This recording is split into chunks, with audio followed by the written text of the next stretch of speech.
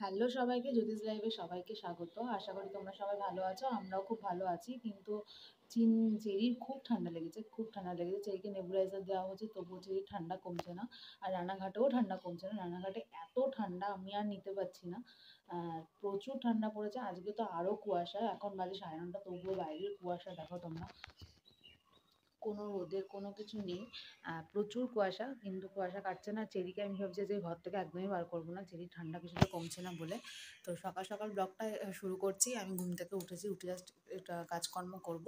আর ওদিকে মা অনেক সকালে উঠেছে, মা পুজো দিচ্ছে।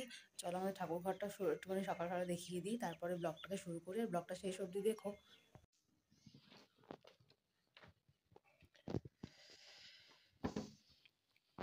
মা পুরো ঠাকুর ঘরের দরজা জানলা সব বন্ধ করে রেখেছে, এত ঠান্ডা, এত হাওয়া দিচ্ছে। মা কিরকম ঠান্ডা! তুমি যখন উঠেছো তখন কিরকম ঠান্ডা ছিল? তুমি কটা উঠেছো? ঠান্ডা ছিল, আমি তখন উঠেছি 5:35। কি ঠান্ডা ছিল, ফুরফুর করে হাওয়া হয়েছিল। মায়ের পুজো অলমোস্ট শেষের দিকে, আর আমি ঘুম থেকে উঠে কবে কাজ শুরু করছি। আমার পক্ষে সম্ভব না রানাঘাটের এত সকালে ঠান্ডা নেওয়া। মা কাঁপুনি দিয়ে সোয়েটার পরে, চাদর পরে, সব পরে বসে পড়েছে পুজো দিতে। আর জানলা দরজা কিচ্ছু খোলেনি, জানলাগুলো খুললে হাওয়া আসবে তাই। মা পুজো দিতে থাকুক এদিকে, আমি ওদিকে কাজ করতে থাকি, কেন চেরি উঠে যাবে এরপরে।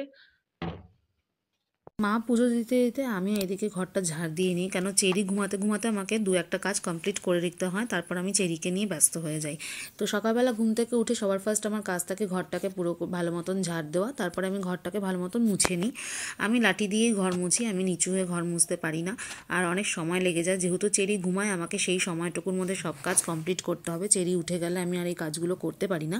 তাই তাড়াতাড়ি করে আমি আগে ঘরটা মুছে নিই। ঘর মোছার পর আমি চেরির যা জামা কাপড় থাকে সেগুলো কাচতে যাই। সেগুলো কেচে একবারে স্নান করে সকালের কাজটা কমপ্লিট করে রাখি। আর স্নান করার আগে অবশ্যই, রান্নাঘাটে যে ঠান্ডা পড়েছে, আমাকে তো গরম জল করতেই হবে। গরম জলে স্নান করে তাড়াতাড়ি করে বেরিয়ে আমি চেরির কাজের দিকে একদম লেগে পড়ে থাকি। কেননা চেরি ঘুম থেকে উঠে গেলে আমি এই সমস্তগুলো করতে পারি না। আর বাড়িতে কেউ না থাকলে তখন আমি আরও তাড়াহুড়া করি। চেরির গরম জল বসিয়ে দিয়েছি আমি। সবার ফার্স্ট আমার কাজ থাকে চেরির জল গরম করা, আর চেরির ফ্লাস্ক পরিষ্কার করা, চেরির জলের বোতলগুলোকে ভালো মতন। আর আমি চেরির জলের বোতল ভালো করে গরম জলে ফুটিয়ে নিই।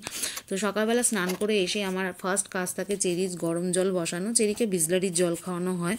আর ওর জল, আর আরেকটা বাটিতে আমি জল নিয়ে চেরির যে জলের বোতল থাকে সেটাকে আমি ফুটানোর জন্য দিয়ে দিই। হালকা উষ্ণ গরম জলে ফুটিয়ে নিই ওটাকে। আর চেরি ওদিকে দেখো দরজা বন্ধ করে রেখেছি আমি, ঘুমাচ্ছে। বেশি আওয়াজ করা যাবে না, আস্তে ধীরেই কাজকর্ম করি যাতে চেরি না উঠে যায়।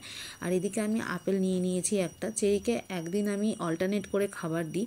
তো যেদিন আমি ওটস দিই, ওটসের সাথে আমি কোনো একটা ফল দিয়ে দিই। যেমন আজকে আমি আপেল দিচ্ছি, আপেলটাকে ভালো করে ধুয়ে আপেলের চোকলা ছাড়িয়ে নিয়ে আপেলটাকে আমি সেদ্ধ বসিয়ে দেবো। আর ওদিকে আমি দেখো গরম জল করে ফ্লাক্সে রেখে দিই, সারাদিনের জলটা ফ্লাক্সে রেখে দিই। আপেল সেদ্ধ করবো, আপেলটাকে ভালো করে কেটে নিই, প্রথমে ছুলে নিই, তারপর আপেলটাকে কেটে আপেল সেদ্ধ বসিয়ে দিই। আর ওটসটা আমি কী করে করি সেটা তোমাদেরকে একদিন দেখিয়ে দেবো, তোমাদের সাথে শেয়ার করবো আমি কীভাবে ওর ওটসটা রেডি করেছি। আর ওটসের সাথে আমি আপেল সেদ্ধ দিয়ে, যে কোনো আপেল দিই, কলা দিই, যে কোনো একটা করে ফল আমি ওটসের সাথে দিই, যাতে মর্নিংয়ে ওর মানে ব্রেকফাস্টটা খুব সলিড হয় আর খুব পুষ্টিকর খাবার হয়। তো সেই জিনিস দেখো, বোতলটা আমি ভালো করে ফুটিয়ে নিয়েছি। ফুটিয়ে নিয়ে বোতলটাকে আমি ঠান্ডা করার জন্য রেখে দিই। এদিকে আমি আপেল সেদ্ধ বসিয়ে দিয়েছি মানে ঢাকা দিয়ে। আর ওদিকে 1 চামচ আমি ওটস দিয়ে দিলাম। ওটসটা ভালো করে দিয়ে আমি আপেল সেদ্ধর মধ্যে দিয়ে ওর খাবারটা রেডি করি। আর মেশিনের মধ্যে কিছু জামা কাপড় দিয়ে রেখেছিলাম, সেটাও তাড়াতাড়ি করে শুকিয়ে নিয়ে নিলাম, কেন আমাকে সমস্ত কাজ চেরি ঘুমাতে ঘুমাতেই করতে হয়। এদিকের কাজ কমপ্লিট করে আমি চলে যাই বিছানা তুলতে। আর চেরি এখানে একা একা শুয়ে থাকে কম্বলের নিচে। আগে না এই কম্বলের নিচে ওকে শোয়াতে আমরা খুব ভয় পেতাম, ও চাপা না পড়ে যায়, কিন্তু এখনও দেখি একা একাই হাত দিয়ে কম্বলটাকে সরিয়ে দেয় ওর অসুবিধা হলে। ঠাম্মি সকাল সকাল চলে এসছে চেরিকে গুড মর্নিং বলতে। আর সবাই যখন ওকে এসে গুড মর্নিং বলে, ও ভীষণ মিষ্টি একটা হাসি দেয়। দেখো ওকে আমি তুলে নিয়েছি, তুলে নিয়ে ওকে কিছুক্ষণ কোলের মধ্যেই রাখি, কেন ঘুম থেকে ও সদ্য ওঠে। যাতে ও কান্নাকাটি না করে সেই জিনিসগুলো মেনটেন করি। আর চেরিকে কোলে নিয়ে কিছুক্ষণ আদর করতে থাকি, কেন রাতেও শোয়ার আগে খুব দুষ্টু করে, খুব মানে এখন যে ও কত দুষ্টু হয়েছে, ভীষণ দুষ্টু হয়েছে, ঘুমাতে চায় না রাতে, যত রাত্রির বাড়ে ওর খেলা তত আরও বেশি বেড়ে যায়। তো দেখো এখন ঘুম থেকে উঠে চুপ করে বসে আছে আমার কোলের মধ্যে। আজকে বাবাই নেই, তাই আমি ওকে তাড়াতাড়ি করে ও ঘুমাতেই সব রকম কাজ করে নিয়েছে। ওর খাবারটা রেডি করে নিয়ে চলে এসেছি, জলের বোতলে জল নিয়েছি, ওটস নিয়েছি, ওর সমস্ত কিছু সকালে আমার অনেক কিছু নিয়ে বসার হয়।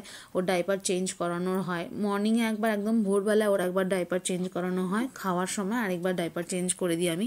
যেহেতু রানাঘাটে খুব ঠান্ডা, আমি এখন ওকে ডাইপার পরিয়েই রাখি, একদম ডাইপার ছাড়া রাখি না, কেন ও কখন হিসু করে ভিজে থাকবে সেটাতে ওর আরও বেশি ঠান্ডা লেগে যাবে। ওর ঠান্ডাটা নিয়ে আমরা ভীষণ ভয়েই থাকি।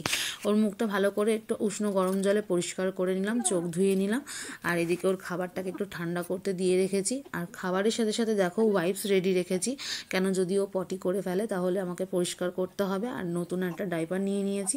যে ওষুধটা আমি ওকে খাওয়ালাম সেটা হচ্ছে ভিটামিন D3 ওষুধ, এটা আমরা 1 বছর আমাকে খাওয়াতে হবে, তাই সকাল 10টার সময় ওকে আগে এই ওষুধটা খাইয়ে নিই। ওষুধ দাওয়ানোর পর ওকে নিয়ে একটু বাইরে রোদে গিয়ে দাঁড়াই। ওকে দেখো পুরো প্যাকিং করে রেডি করে নিয়েছি, সোয়েটার, টুপি, মোজা সমস্ত কিছু পরিয়ে নিয়ে ওকে রোদে দাঁড়িয়ে থাকি। সকালের আমার এটাই রুটিন থাকে। অবশ্যই ভিডিওটা ভালো লাগলে লাইক করে দিও, কমেন্ট করো, আর আমার চ্যানেলটাকে অবশ্যই সাবস্ক্রাইব করো, পেজটাকে ফলো করে দিও। টাটা, পরের ভিডিওতে দেখা হচ্ছে।